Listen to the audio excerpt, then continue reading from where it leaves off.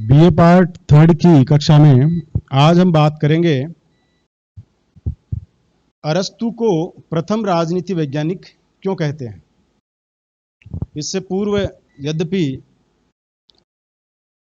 प्लेटो ने अपने सिद्धांतों का प्रतिपादन किया है, लेकिन उसके बावजूद भी अरस्तु को प्रथम राजनीति वैज्ञानिक कहा जाता है। फादर ऑफ पॉलिटिकल साइंस अरस्तु को हम कहते हैं। उसके पीछे क्या कारण है, यह प्रश्न बड़ा प्रश्न भी आता है और कई बार 2 नंबर का प्रश्न भी आपसे पूछते हैं कि अरस्तु को फादर ऑफ पॉलिटिकल साइंस कहने के पीछे कोई उनके समर्थन में कोई 2 तर्क आप दीजिए, 3 या 4 जो भी आपसे पूछ सकते हैं। तो जिस तरीके से आता है 20-25 यदि शब्दों में आता है 2 अंक का, तो हमें उस हिसाब से लिखना है उसके लिए। और यदि विश्लेषणात्मक प्रश्न आता है, उसका आपको विश्लेषण करना है, तो फिर हमें उस हिसाब से इसको तैयार करना है। तो आज हम देखते हैं कि अरस्तु को प्रथम राजनीति वैज्ञानिक क्यों कहते हैं। तो हमने अरस्तु की जो अध्ययन पद्धति के बारे में भी देखा था और हमने देखा कि अरस्तु किस तरीके से अपने सिद्धांतों का निर्माण करता है। तो दार्शनिक यदि अपन फिलोसोफर की बात करें तो प्लेटो का जितना भी है वो एक दार्शनिक के तौर पर हम कह सकते हैं, राजनीति दार्शनिक के रूप में। लेकिन वैज्ञानिक विधि जो राजनीति विज्ञान में इस्तेमाल की है या जो पहली बार एक उसका तरीका हमने देखा है, वो हमें अरस्तु के ग्रंथों में दिखाई देता है। अरस्तु का जो प्रसिद्ध ग्रंथ है द पॉलिटिक्स, उसे आज भी पॉलिटिकल साइंस की एक अनुपम निधि के रूप में जाना जाता है।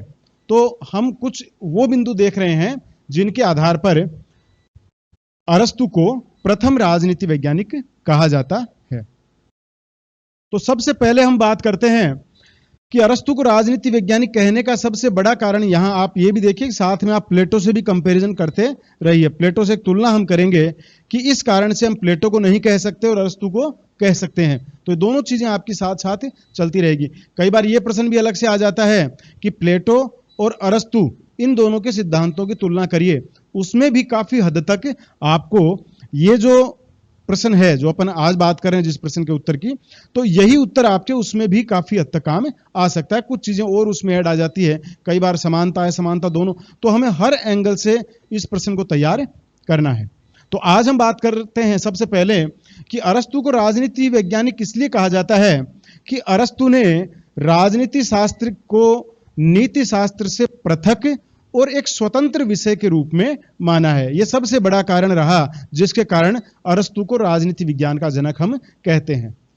हमने इससे पूर्व में देखा था कि प्लेटो ने राजनीति विज्ञान में राजनीति के जो जितने भी अपने सिद्धांत दिए, उन्हें एक तरीके से वह नीति शास्त्र के रूप में ही लेके चलता है। नीति शास्त्र और राजनीति को उसने अलग नहीं किया है। उसने नैतिकता के माध्यम से ही राजनीति को चलाने का प्रयास किया है और इसीलिए उसने अपनी राजनीति में, राज्य के सिद्धांतों में हर जगह उसने नैतिकता और दर्शन को सर्वोपरि रखा है। लेकिन अरस्तु ने पहली बार राजनीति शास्त्र को नीति शास्त्र से पृथक माना है। उसने माना है कि भौतिक जगत में जो राज्य हैं उनको चलाने के लिए हमें राजनीति को एक पृथक सब्जेक्ट के रूप में और पृथक तरीके से उसका अध्ययन करना पड़ेगा। तो नीति शास्त्र जहां वह नैतिकता और आंतरिक व्यवस्था से, व्यक्ति के आंतरिक सिस्टम से जुड़ा हुआ विषय मानता है, वहीं व्यक्ति के सार्वजनिक जीवन, सामाजिक जीवन को नियमित और नियंत्रित करने के लिए वह राजनीति शास्त्र को एक पृथक और स्वतंत्र विषय के रूप में स्वीकार करता है। ये पहले प्लेटो में भी देख चुके हैं कि नीति शास्त्र का मूल उद्देश्य आपके उद्देश्यों से होता है कि आपके उद्देश्य कैसे होने चाहिए, लेकिन उस उद्देश्यों को प्राप्त करने के लिए जो साधन है, उन साधनों को राजनीति विज्ञान के माध्यम से, राजनीति शास्त्र के माध्यम से अरस्तु ने इस्तेमाल किया है कि इस लौकिक जगत में रहते हुए हम उन नैतिक उद्देश्यों को प्राप्त कैसे कर पाएं। तो लौकिक जगत के लिए जो लौकिक नियमों का समावेश जो उसने किया है वो राजनीति विज्ञान में किया है। तो अरस्तु को राजनीति विज्ञान का प्रणेता या जनक मानने के पीछे सबसे बड़ा कारण यह है कि उसने पहली बार नीति शास्त्र से राजनीति शास्त्र को अलग और स्वतंत्र विषय के रूप में स्थापित किया है। दूसरा जो अरस्तु को राजनीति वैज्ञानिक मानने का कारण है वो है अरस्तु की यथार्थवादी पद्धति। जो यथार्थवाद जो उसका था कि आपने देखा कि प्लेटो ने एक तरीके से जो हम कह सकते हैं कि बंद कमरे में बैठकर जो एक काल्पनिक लोक या काल्पनिक जगत की बातें प्लेटो ने की और एक आइडियल स्टेट की कल्पना की। तो प्लेटो का लिटरेचर या प्लेटो के विचार जहां कल्पनाओं में उड़ते हुए प्रतीत हमें दिखाई देते हैं, वहीं यदि हम अरस्तु के विचारों को देखें तो अरस्तु ने जो भी विचार रखे हैं, द पॉलिटिक्स में जो भी बातें उसने कही है, वो सारी चीजें उसने यथार्थ जगत में होने वाली चीजों का अध्ययन करने के बाद में कही है।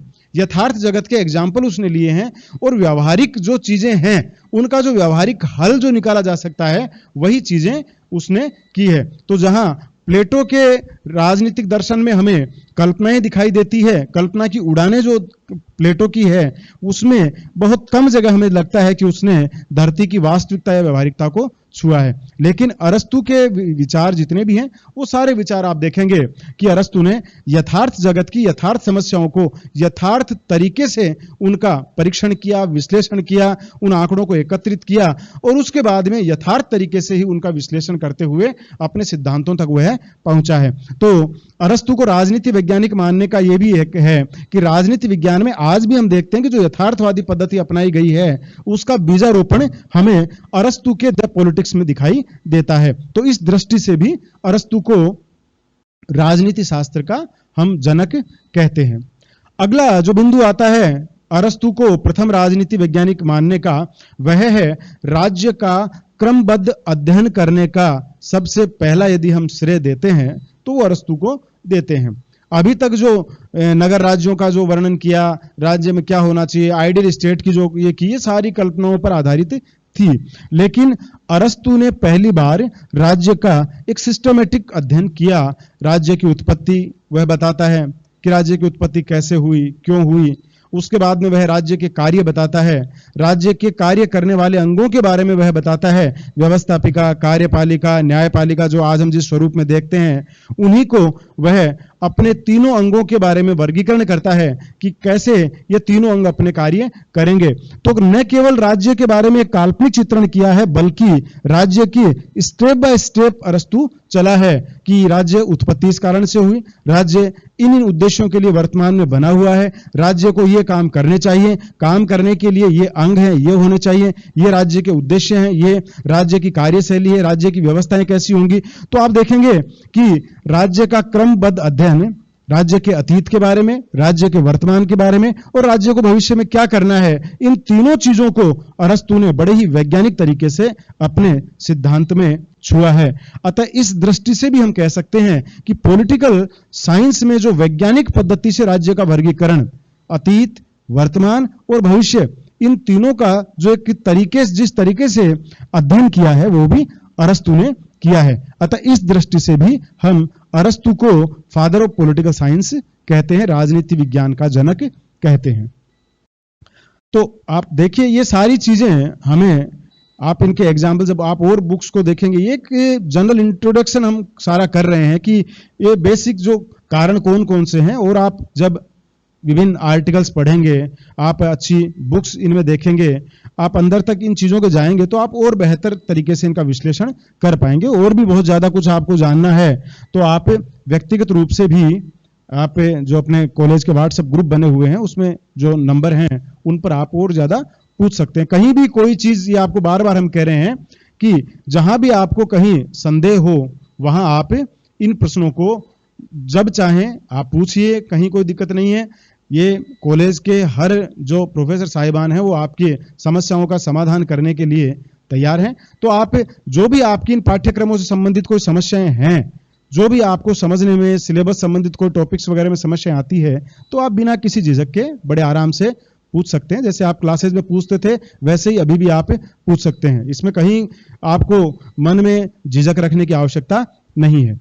तो इस दृष्टि से भी, और दूसरा आपको ये बार बार हम कह रहे हैं कि जो असाइनमेंट्स आपको दिए जाते हैं हर शनिवार को, लगभग सभी प्रोफेसर साहिबान आपको असाइनमेंट्स दे रहे हैं, उन असाइनमेंट्स को आप जरूर असाइनमेंट्स के उत्तर लिखिए, उन शब्द सीमाओं में लिखिए और उनको आप सामूहिक नहीं तो आप व्यक्तिगत रूप से जो व्हाट्सएप ग्रुप, जिन सब्जेक्ट्स के सर के व्हाट्सएप ग्रुप हैं, जो उनके व्हाट्सएप नंबर हैं, उन पर आप पूरे प्रश्न को हल करके जरूर भिजवाइए ताकि आपका असेसमेंट किया जा सके, ताकि आपको कुछ विद्यार्थी हालांकि संख्या कम है लेकिन कुछ विद्यार्थियों ने नहीं भेजा है, तो उनसे भी ये एक गुजारिश है कि आप भी उन प्रश्नों को हल करके भेजिए और अपने पास भी उनको रखते जाइए। जब भी आपको समय मिले आप उन प्रश्नों को और बेहतरीन तरीके से करिए, और जब भी कॉलेजेस खुलती हैं या कॉलेज किसी कारणवश आपका आना होता है तो आप चेक करवाइए, इन चीजों को आप दिखाइए इनको।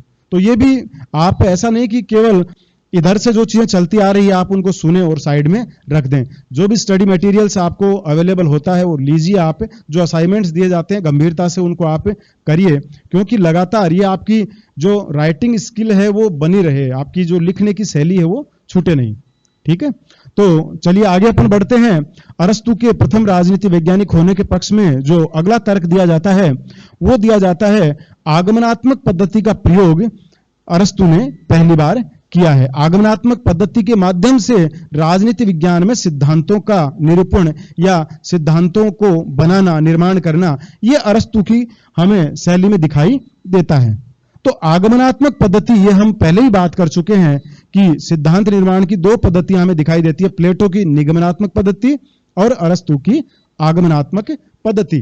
तो जो निगमनात्मक पद्धति है उसमें सामान्य से विशेष की तरफ बढ़ा जाता है, जबकि आगमनात्मक पद्धति में विशेष से सामान्य की ओर, अर्थात पहले विभिन्न तथ्य जो देखे जाते हैं उनका निरीक्षण किया जाता है और सारे तथ्यों का निरीक्षण करने के बाद में उनमें जो समानताएं आती है उनके आधार पर बिना किसी अपनी पूर्व अवधारणाओं से ग्रसित हुए इसमें जो अनुसंधान करता है, सिद्धांत का निर्माण करता है, वो जो तथ्य उसके पास एकत्रित हो जाते हैं, जो चीजें उसने अनुभव से, जो चीजें उसने व्यवहार में, जो चीजें उसने अपने तुलनात्मक अध्ययन में एकत्रित की है, उन सारे अध्ययनों का या सारे तथ्यों को एकत्रित करने के बाद में अपने पूर्वाग्रहों को बिल्कुल शून्य रखते हुए, अपने पूर्वाग्रह उसमें नहीं डालेगा, उसके बाद में अपने पूर्वाग्रहों को शून्य रखते हुए वो उन सभी में से उनके आधार पर जो सिद्धांत निकल के आता है, एक सामान्य जो चीज निकल के आती है उसको सिद्धांत के रूप में स्थापित करेगा।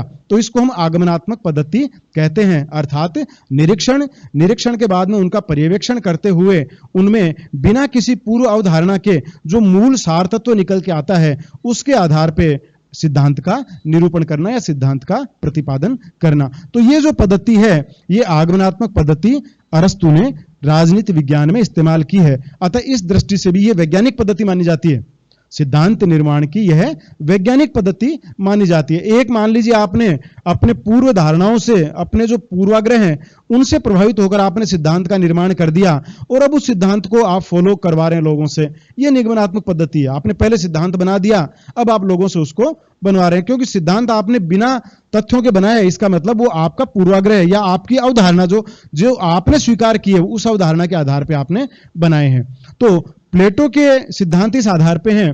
तो ये आगमनात्मक पद्धति है, ये एक साइंटिफिक मेथड कहलाता है, वैज्ञानिक पद्धति कहलाती है, जिसका प्रयोग अरस्तु ने राजनीति विज्ञान में पहली बार किया है। अतः इस आधार पर भी हम कहते हैं कि अरस्तु ने जिन सिद्धांतों का निर्माण किया है उनमें आगमनात्मक पद्धति का प्रयोग किया है। इस आधार पर भी अरस्तु को राजनीति विज्ञान का जनक कहते हैं कि पहली बार उसने राजनीति शास्त्र में वैज्ञानिक पद्धतियों का इस्तेमाल करना शुरू किया, वैज्ञानिक पद्धतियों से उसने सिद्धांतों का प्रतिपादन करना शुरू किया, सिद्धांतों को सामने रखा।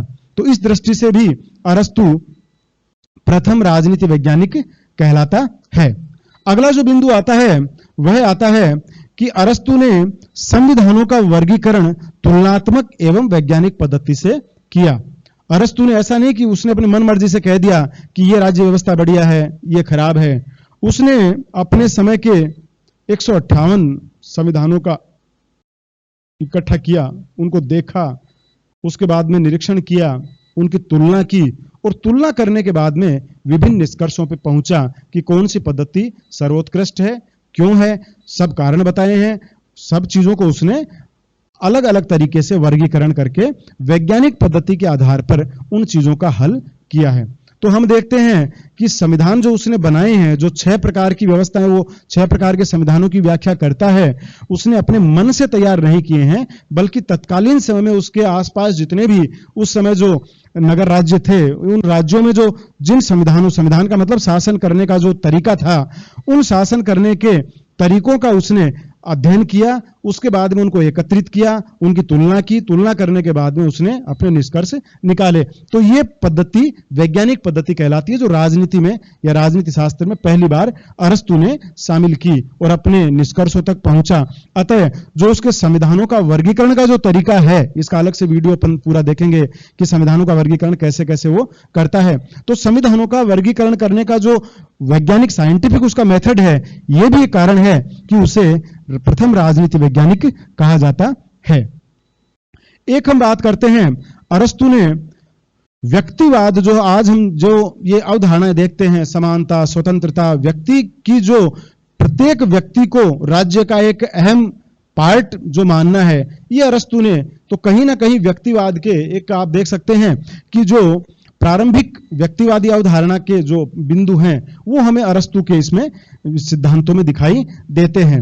अरस्तु एक तरीके से आप कह सकते हैं कि जो आधुनिक व्यक्तिवाद है उसके बीज कहीं ना कहीं हम अरस्तु के विचारों में देख सकते हैं। देखिए, अरस्तु बार बार कहता है कि व्यक्तिवादी विचारधारा से एक एग्जाम्पल हम लेते हैं। जैसे अरस्तु कहता है कि राज्य का जो वर्तमान में बने रहना है वो, मतलब अरस्तु ये कहता है कि राज्य व्यक्ति की लाइफ के लिए अस्तित्व में आया था और अभी जो बना हुआ है वो व्यक्ति की गुड लाइफ के लिए बना हुआ है।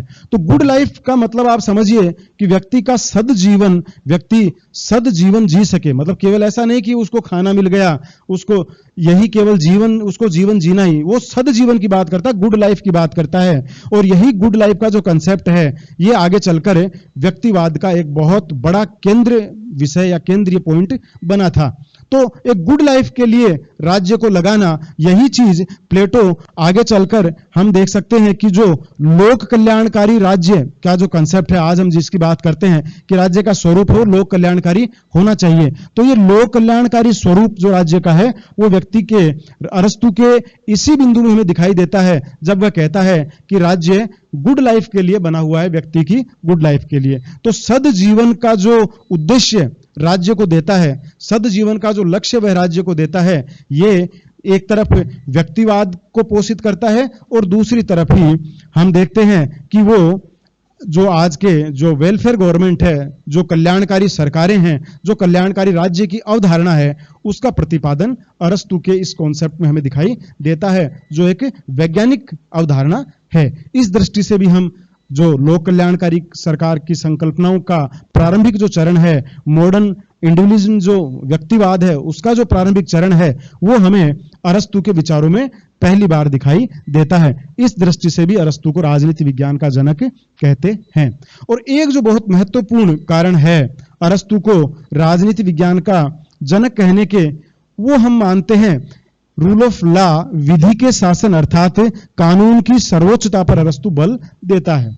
हमने प्लेटो को पढ़ा है, वो फिलोसोफर किंग की बात करता है, दार्शनिक शासक की बात करता है। तो दार्शनिक शासक जो प्लेटो मानता है कि इतना विवेकवान है कि वो जो कुछ कहेगा वो सही है, जो कुछ करेगा वो सही है, वो विवेक संपन्न है, इसलिए उसके किसी भी कार्य पे, उसके थॉट्स पे, उसके कार्य करने की शैली पे प्रश्न चिन्ह नहीं खड़ा किया जा सकता। वो सारी शक्तियां उसको प्रदान करता है।